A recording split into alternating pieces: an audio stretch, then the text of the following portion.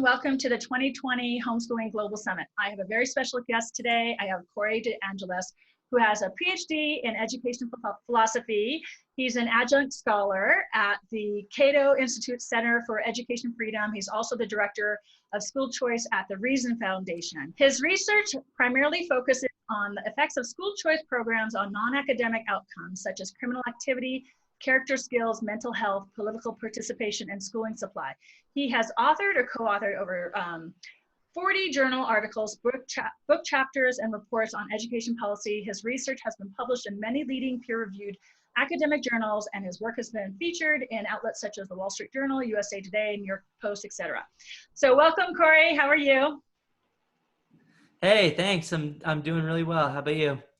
I'm great. And, you know, we're living in this really strange time where obviously we have the pandemic happening, and it is just shaking up the traditional school system, both public and private schools. So I'm glad I have you here today to talk about how they're handling it, how they're trying to do distance learning, how a lot of families are dealing with this, juggling their work, which is now at home if they still have a job, and they're trying to be these teaching assistants for their kids who are doing these online distance learning programs from their public or private school, and all the frustrations that people are having, and how so many families now are considering homeschooling and doing it themselves and just cutting out the school system. So thank you for coming on that. And I know we're going to be talking about how you know, you said the schooling monopoly is freaking out about the fact that many families are figuring out that homeschooling is awesome.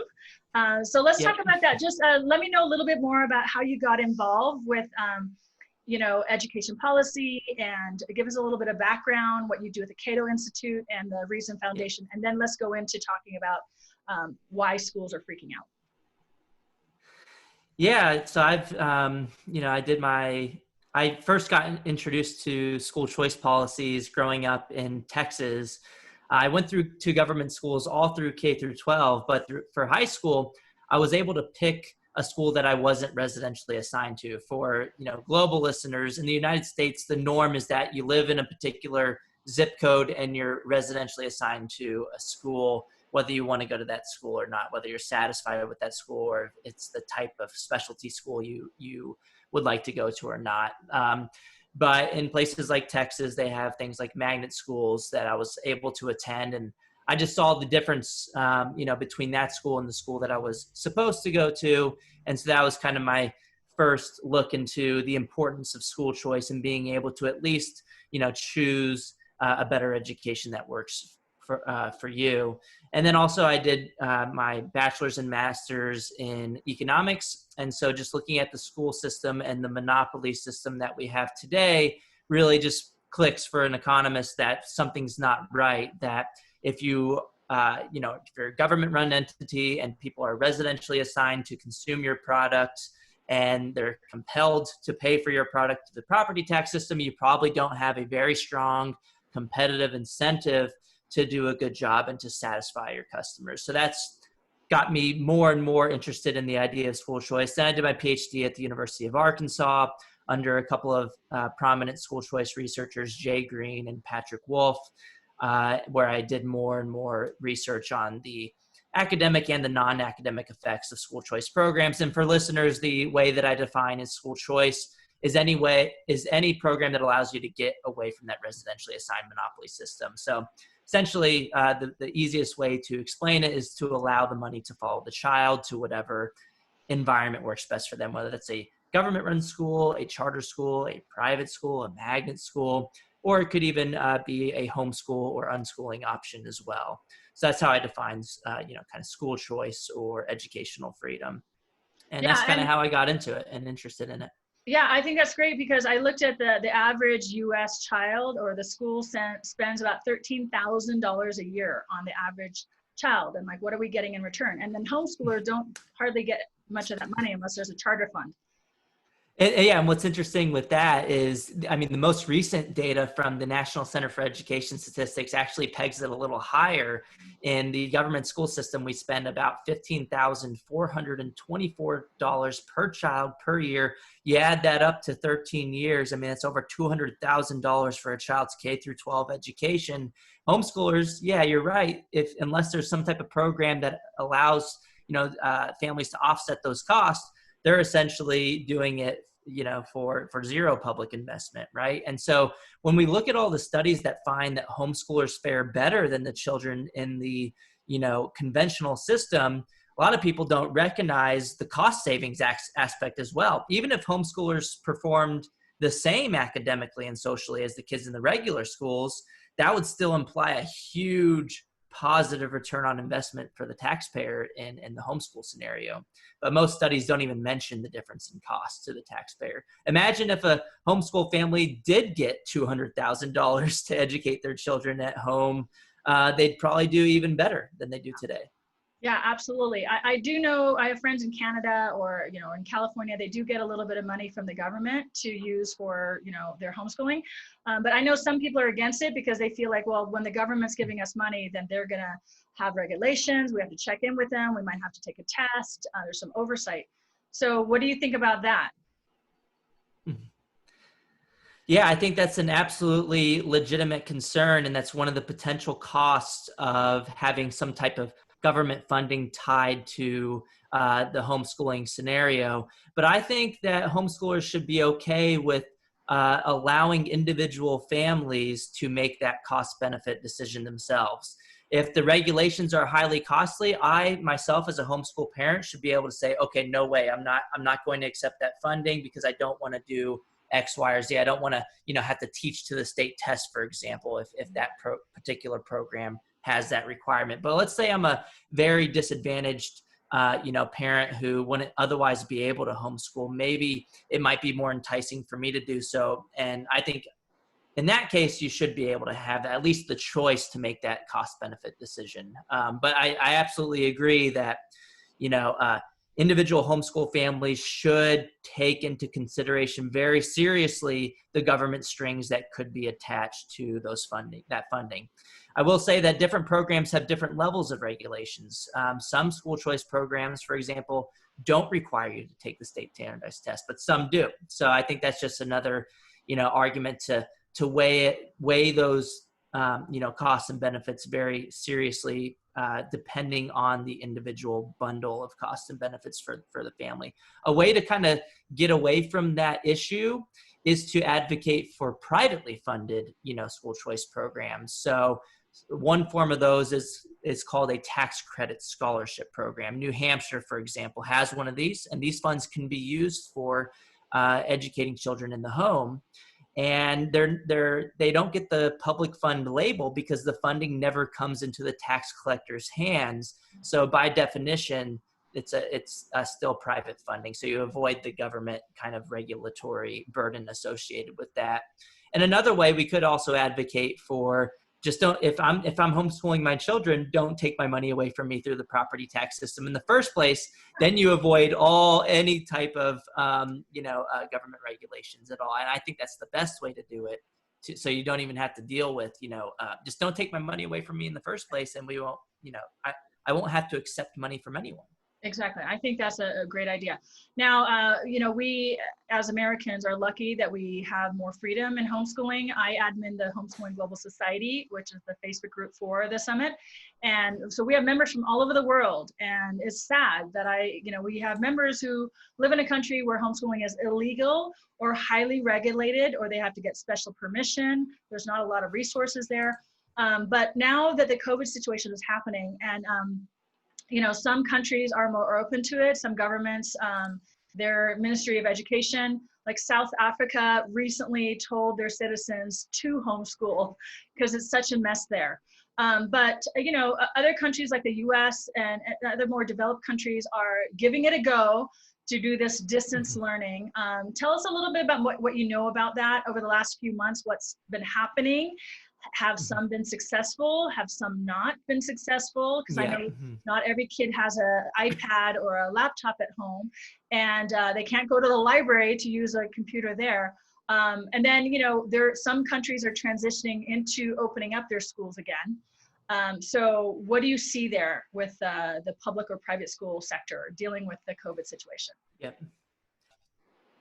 Yeah, and it's interesting that you brought up that other countries, have really heavy regulations on homeschooling or even outlaw it altogether. Germany, for example, outlawed homeschooling and attached criminal consequences to parents who are educating their children at home. In 1938, the Nazi era, regime actually outlawed homeschooling in Germany, and still that ridiculous law, in my view, is still on the books today. And what's interesting, with this whole coronavirus pandemic is that, everyone essentially became homeschoolers in a loose sense of the term in Germany, despite it being illegal on the books just out of necessity because, well, the brick and mortar schools were forced to close down and everyone essentially became homeschoolers, which just goes to show that, if enough people demand homeschooling, even in places like Germany, it essentially becomes unenforceable for the government if there's enough people who actually want to do homeschooling. And I'm not saying to break the law or anything, but I'm saying that perhaps, if enough people voice their opinions about homeschooling and actually there was a big enough public movement in places like Germany, we'd have a different,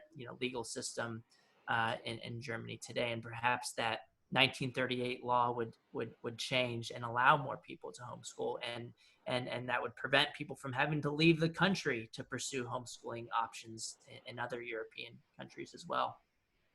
A lot of schools did a good job at transitioning to crisis learning, but we had schools on the other side of the spectrum as well, where we had some states that were closing public education for everyone. They were closing the virtual charter schools as well, which I would argue is not homeschooling in the strict sense, but it's a type of education being provided to students at home.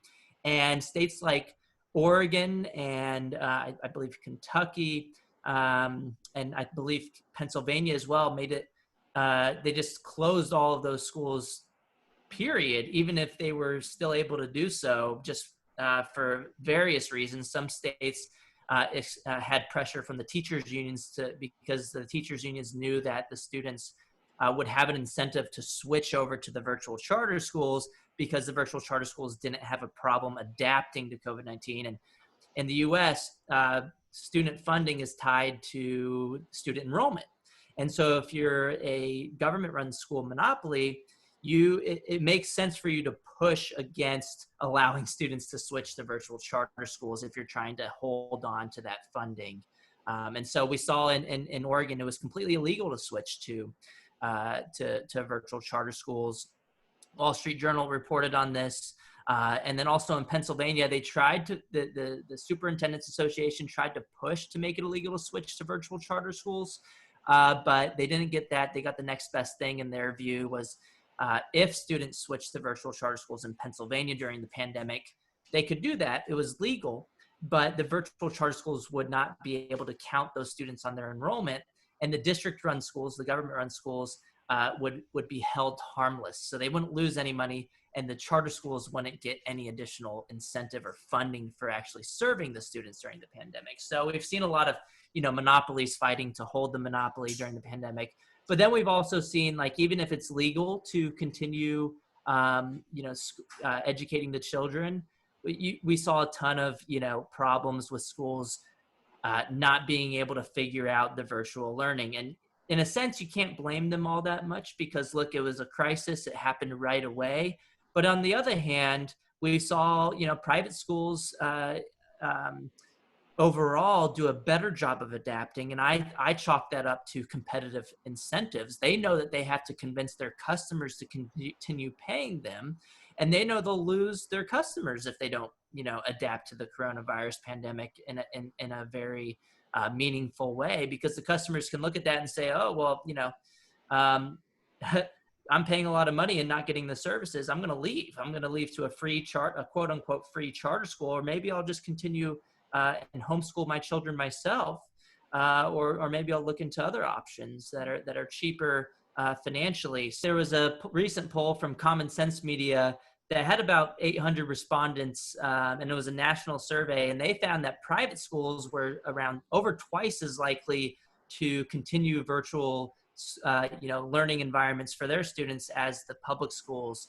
And there's a couple of theories for why that may be, but one of my main theories is that the private schools just have a stronger competitive pressure to actually continue providing some type of meaningful education and to actually meaningfully adapt to the coronavirus lockdown, because they know that their customers can vote with their feet and leave to a different private school that's actually doing a good job, or they could send their children to a free virtual charter school because it costs them essentially nothing out of pocket, and whereas the private schools charge tuition. And then also a lot of families, I think, are saying, well, the private school is providing this virtual education. If I don't like it that much, well, I can do something for free on my own and homeschool my children in some way. And in fact, I did a pretty unscientific poll, to be honest with everyone. It was not nationally representative, but it's the only sample and study on the subject so far that has asked the specific question of, looking at your youngest child, where did you send them right before the closures, and where do you plan to send that same child after the schools reopen in the fall or whenever they reopen? And I got about 1,300 respondents on that survey through the Reason Foundation website and through my social media following. And so it's not a representative sample, but I found that out of the families who said that that child was either in a traditional public school or a private school, around 15% of them said that they were going to send that same child, or actually continue to homeschool that same child after schools reopen. And another 5 or 6% said that they were going to, or it was around 5% saying that they were going to do some type of virtual education. But the main takeaway was a large number of them were indicating at least that they plan to continue homeschooling next year. And if you think about it, if you apply that 15% estimate to the population of students who are using some type of government school education before the pandemic, we had 50 million students enrolled in the government school system before the pandemic. That's over 7 million students who could switch to homeschooling next year if those feelings remain the same, and if that was actually representative of the population. There's a lot of reasons why it may not be nationally, representative of all families, but just thinking about the numbers, that could be over a 500% increase in the homeschool population next year if that's the case. Yeah. But again, look, we've had a lot of groups on the ground fighting against allowing students to homeschool. We had HSLDA report recently, and the New York Post picked up the story that public school districts were making it harder, or at least dragging their feet to allow families to disenroll their students from the public school sector because those families were wanting to homeschool their children. So we've seen a lot of stuff like that happening, but then also groups like the teachers unions pushing to make it even illegal to switch to even virtual charter schools during the pandemic to protect the monopoly system. So there's been a lot of crazy battles on the ground here in the United States. And but look, I mean, there have been a lot of families that have had really good experiences with what they view to be as home education, whatever that maybe look like. It could just be crisis schooling or government schooling at home, but some families are actually taking the leap and actually homeschooling their children. And EdChoice had a pretty recent and rigorous poll on this. It's a nationally representative survey that it did I think a month ago, and they found that 52% of respondents of families said that they had now had a more favorable view of homeschooling as a result of their taste or test drive of homeschooling during the pandemic. And only 26% said they had a less favorable view of homeschooling. And the way that I've put it is, even if the vast majority of families say that they don't like, whatever it is that they experienced during the pandemic, even if 92% said, I'm not doing this, I'm not switching to homeschooling or virtual schooling, they weren't homeschooling anyway. So the way I've put it in several articles is that, the defenders of the government monopoly school system and the enemies of homeschooling essentially have nothing to gain from the pandemic and everything to lose. Like I said, if 98% figured out that they don't like that version of homeschooling, they weren't homeschooling anyway. So they'll just return to the government school system. But let's say 2%, the other 2%, even if that's true, 2% switch, that would still be a 1 million student transition to the homeschool population, which would be at least a 50% relative increase in the homeschool population in the United States. So even with, that scenario, which I think is unlikely, I think it'll be a larger proportion, we're bound to see a huge switch to either the virtual school sector or the homeschool sector, or some, kind of mix of those two sectors. And more recently, we talked a little bit about this before the actual conversation, but USA Today had a similar poll that most recently came out. 60% of families said that they were likely to continue either homeschooling or virtual schooling, even if schools reopened in the fall. And half of those respondents, 30%, said that they were very likely to continue homeschooling or virtual schooling. Yeah, I saw that number and I thought it was a little shocking, because that is a big number, 30 to 60%. So I don't know if it was the USA Today audience or whatever poll they did, but yeah, that seemed a little exaggerated. Yeah, and it's eye-popping to me as well. And I will say, I think it's probably less than that. I probably think it's more than the 2% that I theorized in kind of the thought experiment.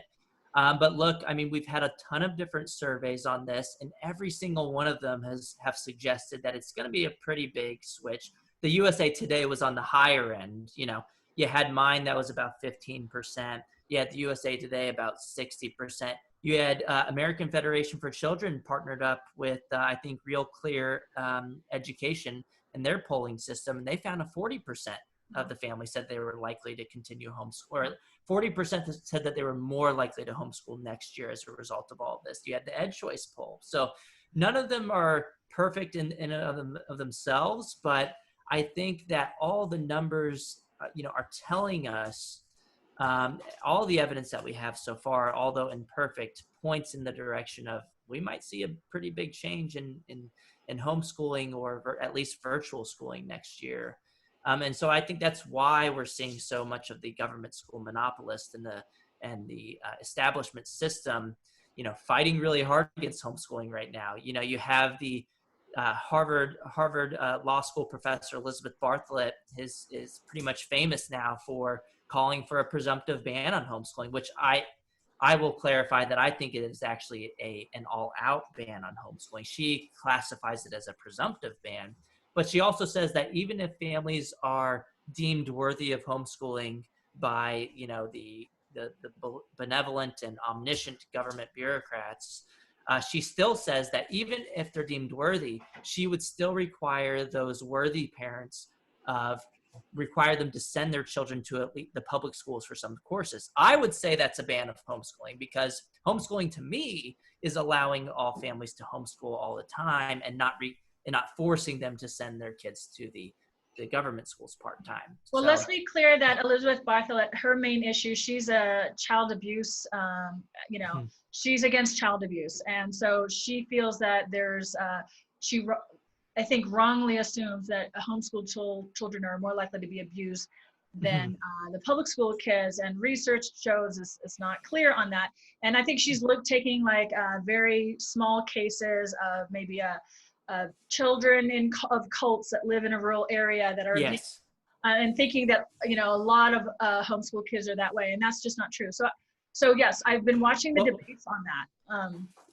Cato just had a great debate on it recently with Carrie McDonald, and I think Carrie McDonald did a very fantastic job taking on all of the claims of Elizabeth Bartholet. And I am with you that Elizabeth Bartholet's claims are mostly about abuse, but she misrepresents the evidence. Like you said, she bases her claims based on one study that, as economists know, or would classify as selecting on the dependent variable, which means it's not causal. You can't make any causal claims about it. But it's also generalizing, like you said, extreme cases of only 28 children in that study to the entire population of homeschoolers. That's completely ridiculous.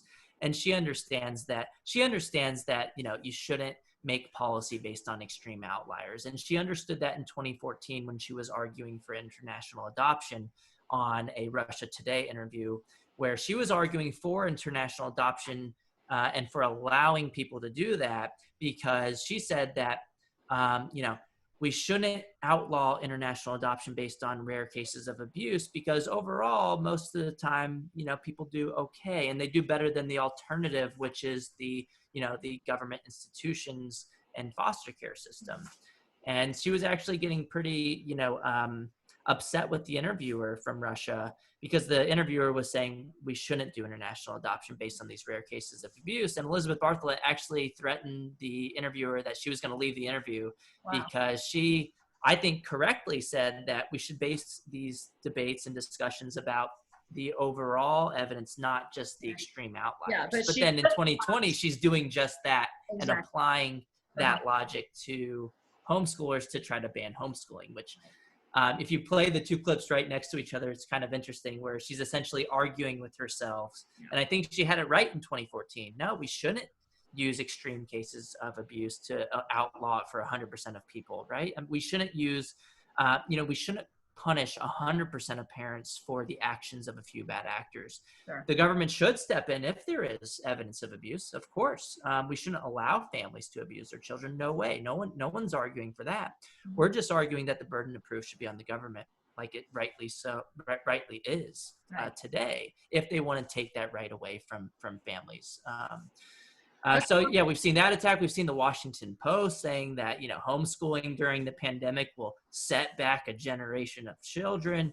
And we saw a Salon article making similar claims that homeschooling during the pandemic was going to, damage the American economy, which all the evidence suggests the opposite, that homeschool students actually tend to do better than students in conventional school settings. Right. Yeah, I mean, your research is mostly in the U.S., but as the admin for the Homeschooling Global Society, I'm hearing parents from all over the world who are experiencing similar things with their ministries of education and departments of education, and they're trying out homeschooling as well, and finding, many of them love it. Some don't, but many of them love it and feel like their children are thriving now. They're not as depressed or anxious. They don't have tests so much. So they have a much nicer lifestyle. So what would you advise all the department or ministries of education around the world, if they were willing to listen, like how they can improve their education system so people would want to stay instead of homeschool?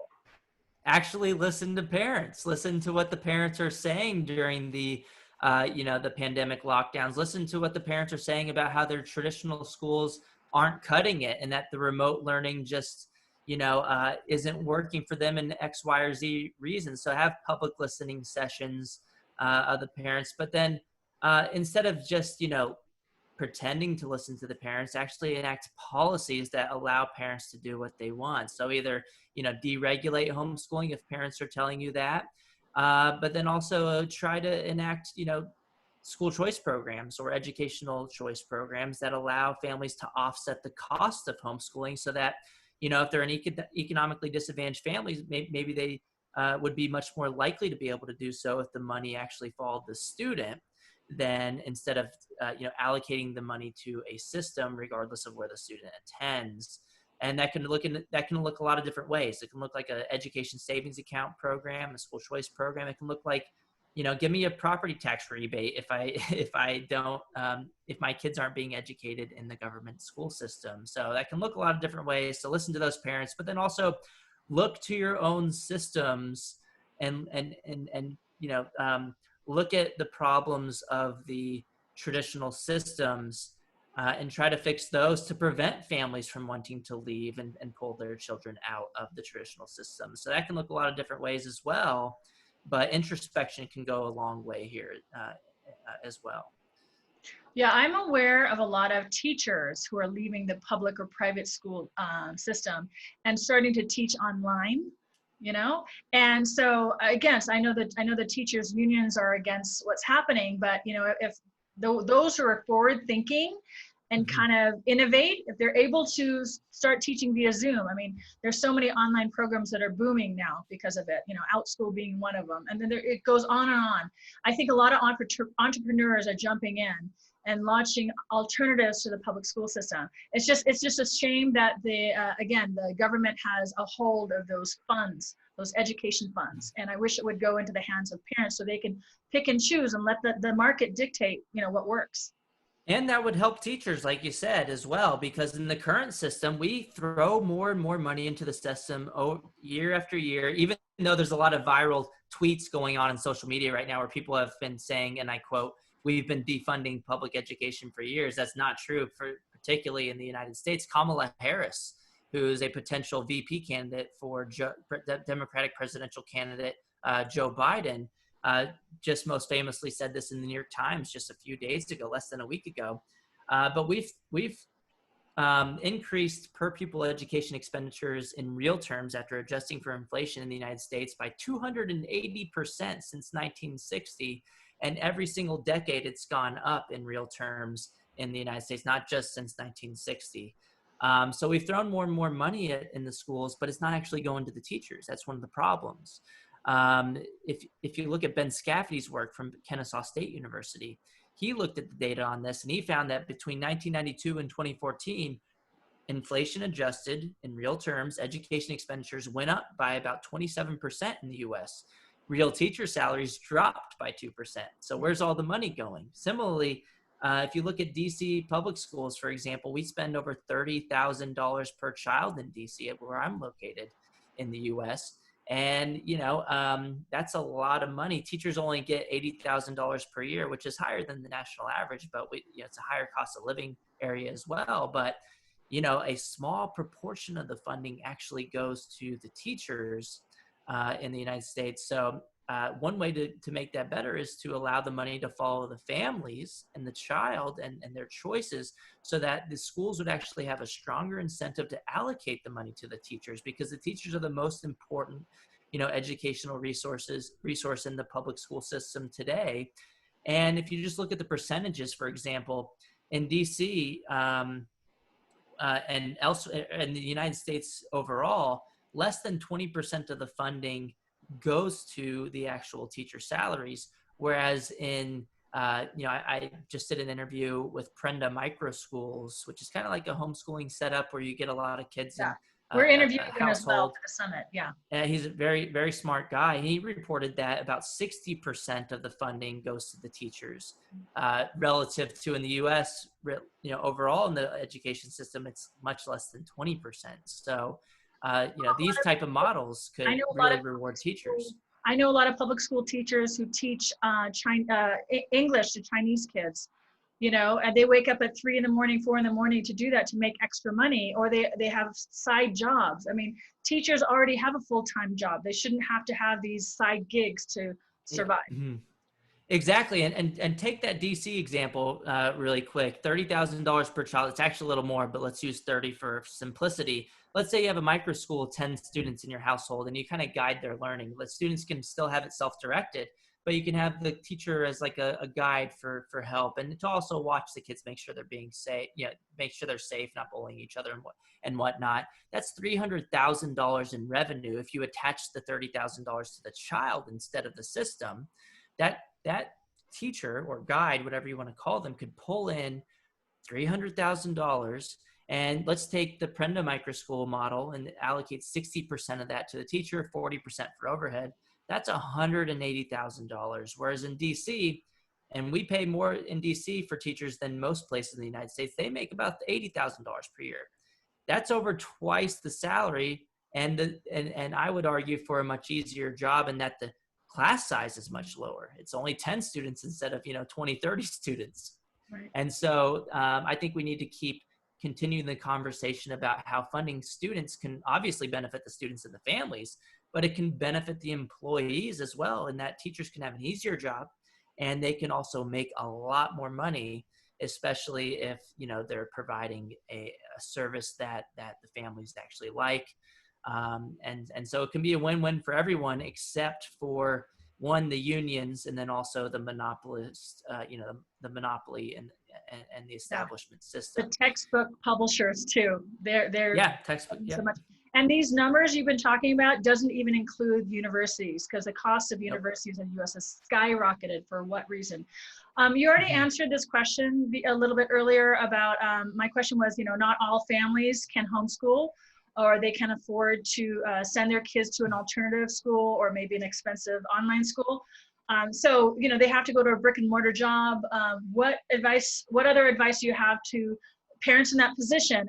What can they do to push the current school system to be more like the types of education programs that you recommend? I mean, we're talking about the money behind the school. We're talking about the teachers unions and how teachers can change and evolve. What more can parents do? Yeah, they can voice their opinions in many places, public forums, but then also social media has been a powerful tool in getting systems to change. And look, I mean, it's hard if you don't have a lot of followers, but you can tag people like me and I can try to help amplify your voice on the social media platforms like Twitter. If you want to follow me, it's at DeAngelis Corey. It's just my last name and then my first name. But then also advocate for policies that put the students over the systems. And I would argue that school choice policies or educational choice policies are the best way to do that, to just let the money follow the child, because the system's not really going to change much unless they have a very strong incentive to do so. And, you know, public opinion's one way to do that, but another way to do that is to vote with your feet. And I would argue the stronger way to do that is to, you know, give the schools financial incentives to cater to your needs. You can yell at them all day long, but they might not listen. Some places might listen. Some, you know, may actually care a lot about how families, you know, look at their systems, and they may do a lot of introspection and inward looking to try to fix their systems, but some might not. And I think the only way to fix those particular types of systems that might not want to listen is to have like an education savings account, to where you could just pull your child out of the system. And one way that this can improve the system is to make them think about how to, you know, adapt a little bit better to the changing environment of education today by looking at homeschool communities to see what they can learn and why they're losing students to these homeschool communities.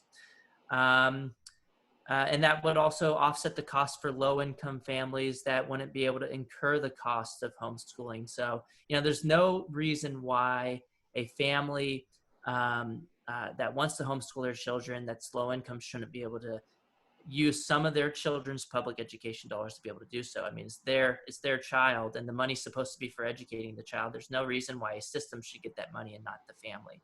And I like to compare it to food stamps, for example. And many countries have some form of food stamps where you fund the family, right? The money goes to the family, and the family can choose to shop at Walmart or Trader Joe's or Kroger or Harris Teeter or any other type of grocery store.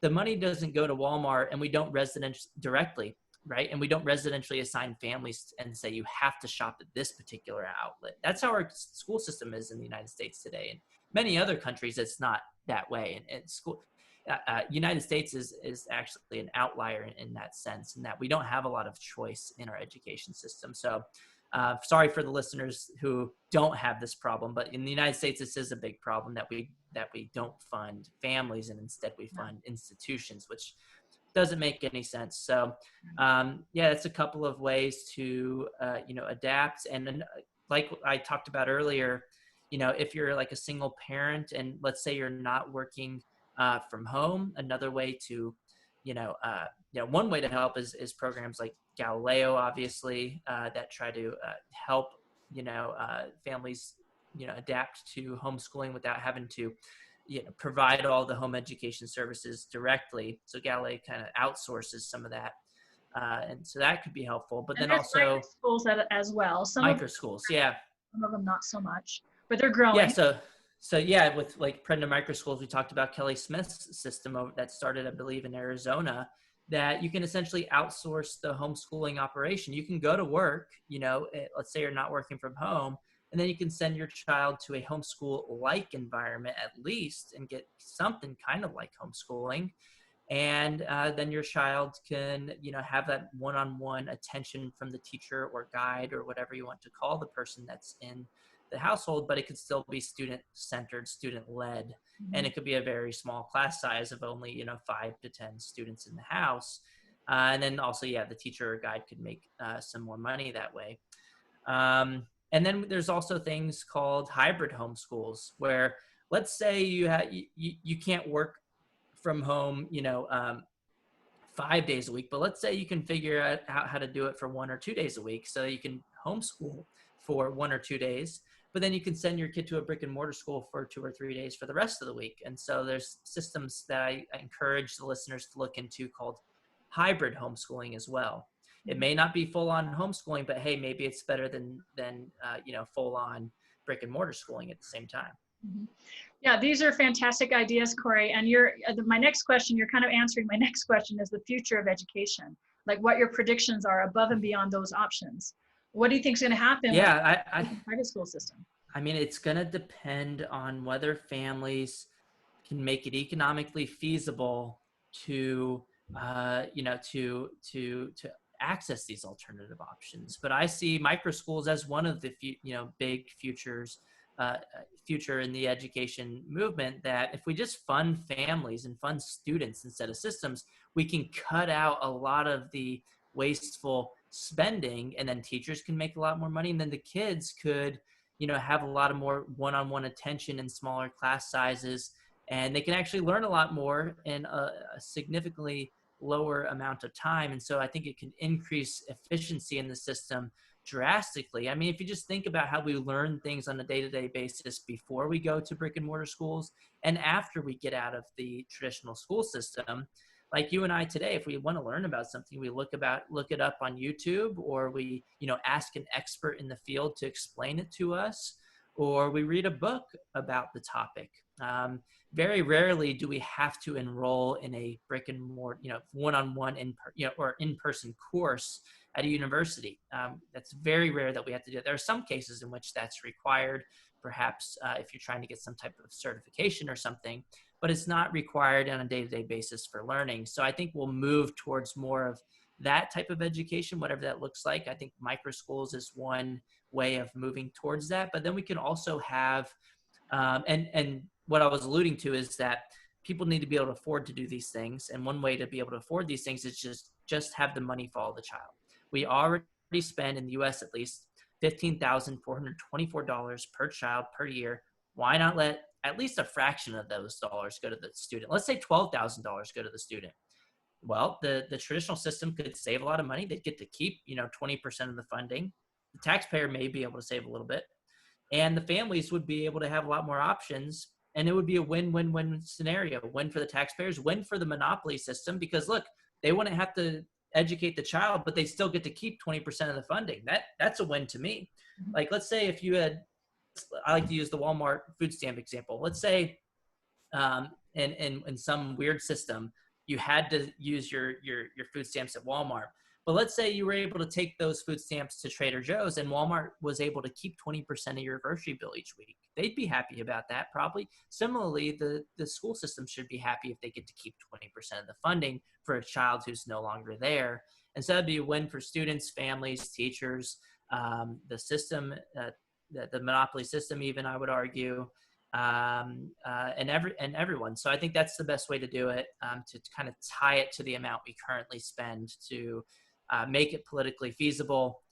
And then also, people have been talking about, Unschooled.School. I think Carrie McDonald was involved in that. It's kind of like the Airbnb or Uber of education. I think that's another way of doing it, where we have a huge untapped supply of educators in the United States and the rest of the world today that are either retired from teaching, or, maybe they just don't have a traditional certification. Maybe they got their degree in engineering, and maybe they'd be really good at teaching mathematics to students.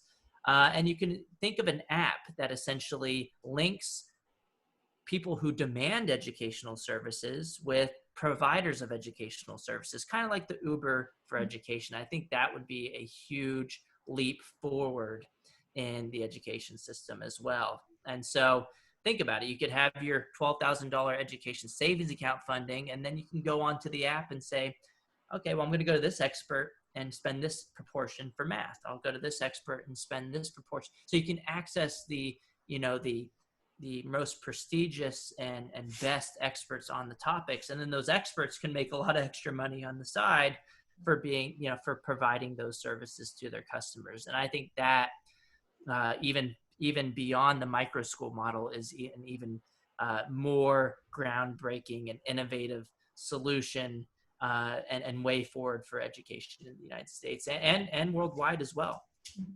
Well, Corey, I can talk to you about this all day long. You have shared so much amazing wisdom with us. I love the data and the facts and figures.